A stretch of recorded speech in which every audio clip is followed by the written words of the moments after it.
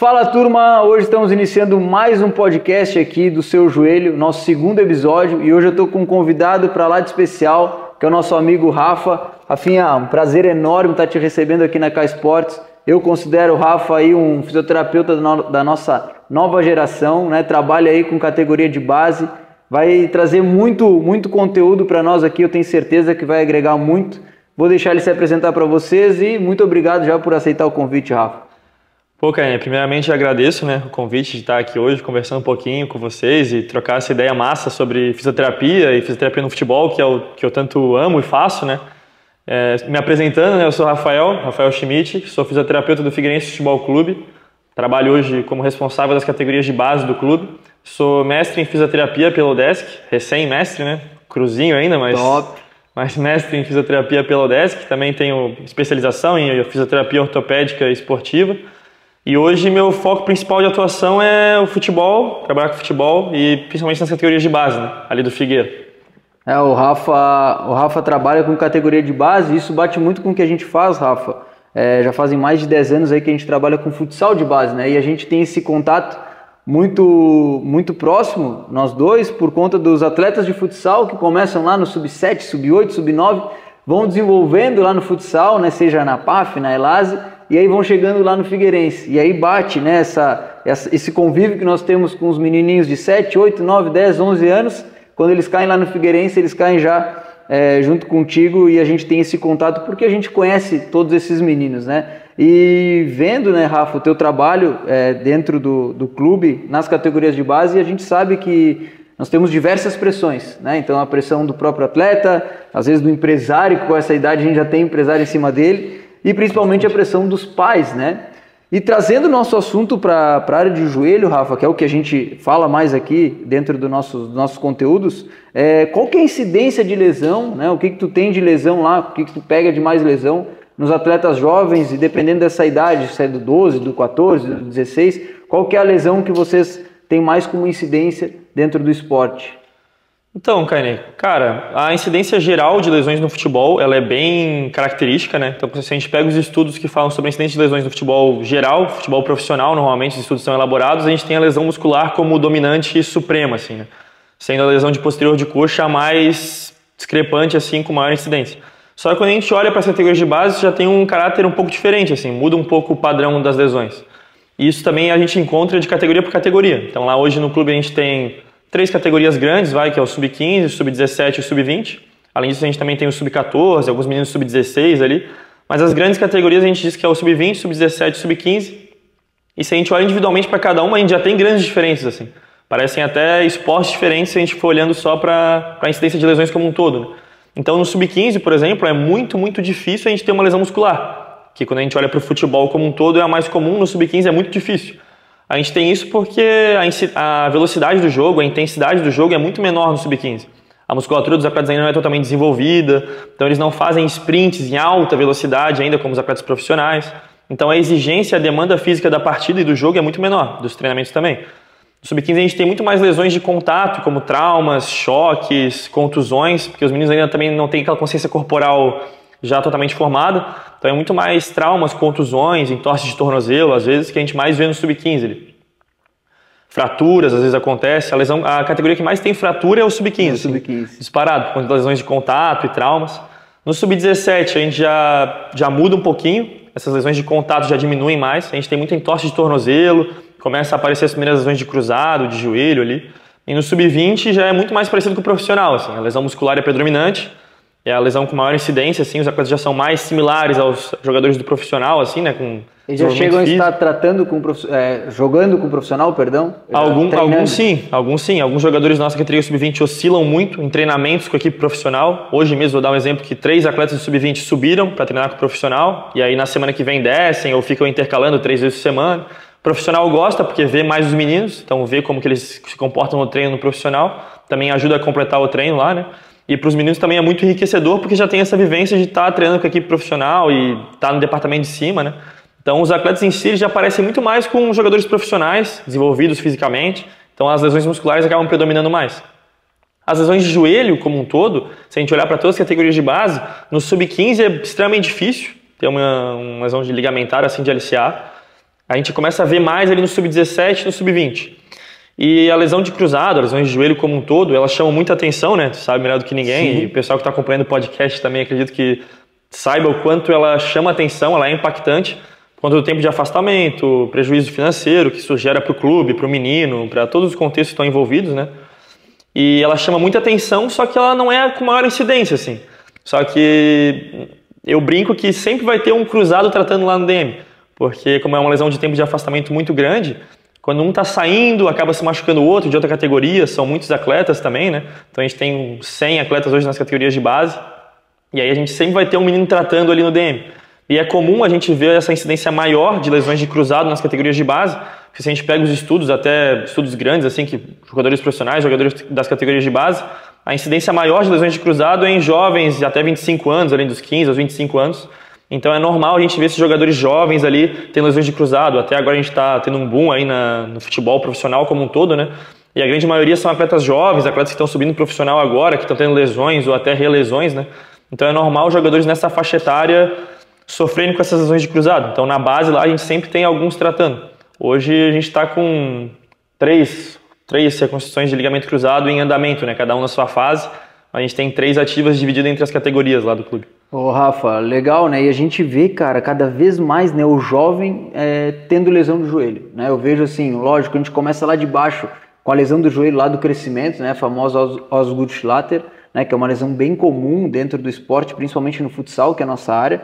Eu acho que ele vai se desenvolvendo para o campo e vai aí mudando realmente, tendo essa mudança das lesões do joelho em si, né? Então ele começa com essas lesões mais de inflamações, né? Uma tendinopatia do tendão patelar, algo como sobrecarga ali dos compartimentos, tanto medial como lateral. Depois vai tendo essas lesões que nos assustam mais, são as lesões traumáticas ou não traumáticas, que vem aí as lesões do LCA. E quando surge uma lesão do menisco, então, né, por uma idade dessa, a gente sempre liga um ponto de interrogação, e aí onde eu vou te fazer essa pergunta, porque eu tenho nós estamos falando de 2 contextos distintos, né? Então a gente tem uma clínica, e tu também atende fora, né, extra-clube, isso é importante. Então, num contexto de um menino de 14, 15 anos que não performa, ou que faz um futebol recreacional, a gente, diferente de um menino que performa, né, que faz que pratica um futebol já pensando realmente numa venda, ou chegar num clube maior, ou tem um empresário, enfim, tem todo um contexto por trás dele, né? E quando a gente tem uma lesão de menisco, a gente sabe que hoje a gente pensa, tá, a gente vai tratar conservador, a gente vai suturar para salvar o menisco, a gente vai fazer uma menissectomia para acelerar o retorno desse atleta. Qual que é o teu manejo dentro do clube com isso? Como é que tu te envolve? Como é que qual é a tua responsabilidade dentro do departamento de saúde, né? Eu trago esse nome porque eu não trago o departamento de medicina, né? Eu trago um departamento de saúde, e a gente pode falar isso porque a gente sabe que o departamento de vocês é um departamento de saúde, né? A liberdade que vocês têm com o médico, com o Dr. Fernando Lima, é muito legal. E eu queria entender como é que tu traz esse contexto para um pai, por exemplo. Nós temos uma lesão do menisco lá na tua mão, do menino de 17 anos de idade. Nós vamos optar por uma sutura, tu consegue orientar, conversar com o médico, consegue conversar com a família, se realmente, doutor, ou vamos fazer uma menissec para acelerar o retorno dele? Então, uma pergunta muito, muito interessante, porque a gente costuma lidar com situações como essa corriqueiras, né? E sim, a gente tem que encarar esse tipo de situação. E a gente sempre tenta ver e botar o atleta no centro de tudo, né? Então, o bem-estar daquele atleta, a saúde dele é o que mais importa pra gente lá no dia a dia, e isso vai direcionar a gente para os nossos objetivos e levar a nossa tomada de decisão. Então, a gente sabe hoje que preservar os meniscos é essencial, né? Então, principalmente pensando a longo prazo, né? E a gente tem muito essa visão lá dentro do clube de tentar preservar o máximo que a gente conseguir essa estrutura do menisco, aí do joelho do nosso menino, né? Do atleta. Porque a gente sabe que isso pode fazer toda a diferença numa futura carreira, ou até nem quem sabe uma carreira, né? A gente às vezes não tem nenhuma certeza de que aquele atleta vai virar jogador de futebol. Então a gente tem que sempre pensar na saúde do menino como um todo e na projeção de carreira que ele pode ter ou não. Muito mais acima, às vezes, de uma performance nas categorias de base ali, que às vezes pouco pode importar a longo prazo, né? Então a gente tenta ver isso de maneira bem importante, botar isso em foco. E como tu bem comentou, o trabalho multidisciplinar ele é essencial nesse sentido, né? A comunicação, ela é essencial no contexto do futebol, assim, no dia a dia do clube. A comunicação ela tem que ser muito boa, muito efetiva, porque além dessas esferas que tu falou, falar com os pais, falar com o possível empresário, conversar com o próprio atleta, a gente também tem que falar com o médico, com o preparador físico, com o treinador da categoria, porque é um preparador para cada um treinador para cada um, tem que saber como se comunicar e ter essa comunicação de maneira direta e objetiva. Mas hoje, pegando um contexto que o menino do sub-17 tem uma lesão, uma ruptura radial ali do menisco, por exemplo, a gente sempre vai tentar optar pela estratégia conservadora. Então, a gente vai tentar ver como aquele menino se desenvolve só com a fisioterapia, por exemplo, sem ter que passar por um procedimento cirúrgico. Claro que tem análise clínica minha, do Dr. Fernando. Lógico. A gente vai sempre entrar num consenso. Uma alça de balde, por exemplo, é muito difícil. Não, aí a gente já trata as alças de balde, por exemplo, como urgência, porque a gente sabe que quanto mais prolongar aquilo ali, pode ir aumentando o desgaste articular e perdendo quadríceps, né? Então a gente já vai direto para a cirurgia. Mas algumas lesões meniscais a gente tenta manejar conservadoramente, dentro do possível. Até hoje a gente não teve nenhum insucesso nas tentativas de conservador. E sempre que tem alguns casos cirúrgicos de lesões meniscais, a gente sempre opta pela sutura meniscal em primeiro ponto. Então a primeira opção sempre vai ser a sutura. Em alguns casos, quando não é possível suturar, a área de sutura é muito ruim, ou então é uma lesão pequena e tem um LCA associado, daí a gente faz uma meniscectomia parcial ali de poucos %, né? Mas a grande maioria dos casos a gente tenta optar pela sutura. Sempre a preservar o menisco e pensar na longevidade desse joelho de um futuro atleta ou de um futuro cidadão, de uma futura pessoa, pensar no bem-estar desse atleta, né? A gente tem que entender que as categorias de base, elas são importantes, é o sonho do menino ser jogador e tudo mais, só que a gente tem que pensar muito mais na saúde dele do que no rendimento de um estadual sub-17, por exemplo. Mas pô, aí o treinador pode questionar, né? Mas o menino vai perder a final vai perder a final do estadual, e se ele fizer a meniscectomia ele pode estar na final, só que nessas horas é uma conversa bem delicada, um trabalho bem delicado com a comissão técnica, pai... Quantas finais esse menino pode fazer pro resto da vida, né? Exatamente, é esse assunto que a gente leva, e a importância de preservar a saúde. Normalmente eles sempre entendem, assim, né? Eu tenho a sorte de trabalhar com uma comissão técnica muito aberta, assim, a comunicação. A própria equipe de saúde, no geral, é muito, muito legal a troca que a gente tem. O Fernando, os preparadores físicos, nutricionista, psicologia, que também faz um papel importante nesse processo, que a gente tem todo esse staff lá no clube hoje. Então é uma conversa delicada, mas a gente sempre tenta preservar pela saúde do menino. E no final acaba todo mundo entendendo bem, que realmente é mais importante, e a gente acaba levando dessa maneira, assim. Sensacional, Rafa. E para quem está nos assistindo aí, não foi nada combinado essa resposta, assim, e assim, é uma coisa que não me pega de surpresa, tá? Não é uma coisa que me pega de surpresa, mas que quanto mais profissionais desse nível, mais comissões desse nível nós tivermos no meio do esporte, principalmente no futebol, né, o que é o que a gente está falando hoje, é melhor pro atleta, né? O que a gente vê hoje, Rafa, é a velocidade da resposta do resultado. E como tu bem falasses, a psicologia, a nutricionista, o preparador físico, seja o treinador, enfim, né? E talvez quem ainda não tem esse contexto que está nos escutando hoje, a diferença de tu preservar o menisco de um menino de 15, 16 anos de idade, né? E retirar esse menisco com 15, 16 anos de idade, vai muito mais além dele ser um jogador de futebol, mas para um cidadão, né? Como se diz, nós vamos estar acelerando um processo crônico degenerativo do joelho sem o menisco. A gente sabe que o menisco não é só uma estrutura de amortecimento do joelho. Eu continuo falando muito que o menisco ele tem um papel mais importante de estabilização do complexo do joelho do que até de amortecimento de fato, né, dessa articulação. Então uma resposta muito legal, bom saber, né, que vocês fazem esse trabalho de pensar não somente no atleta que vai jogar uma final de estadual, mas num ser humano, para uma longevidade de saúde ortopédica desse ser humano realmente, seja numa idade jovem aí, e que realmente uma final de estadual, né, e a gente tem aí o caso do Djokovic, por exemplo, né, o Djokovic fez uma retirada de parte do menisco, mas o Djokovic está com, se eu não me engano, 37 anos de idade, 38 anos de idade, estava indo para jogar talvez sua última Olimpíada, né, então, poxa, ele conseguiu fazer o Wimbledon também, talvez seria a última etapa que ele conseguisse jogar. E aí a gente acelera, porque o cara tá com 38 anos de idade,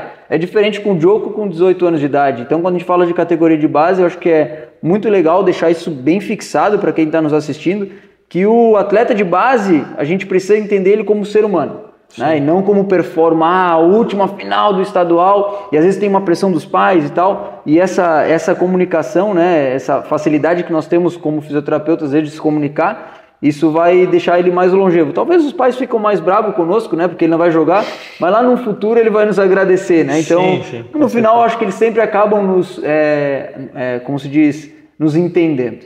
Rafa, dentro dessa linha aí das lesões de joelho, o que mais te traz como desafio quando tu pega um atleta jovem lá? É uma lesão de LCA? É uma lesão, por exemplo, de cartilagem nessa idade, né? Uma lesão, um menino de 18 anos de idade que teve um trauma lá e fez uma lesão de cartilagem, uma lesão condral. É uma sutura de menisco?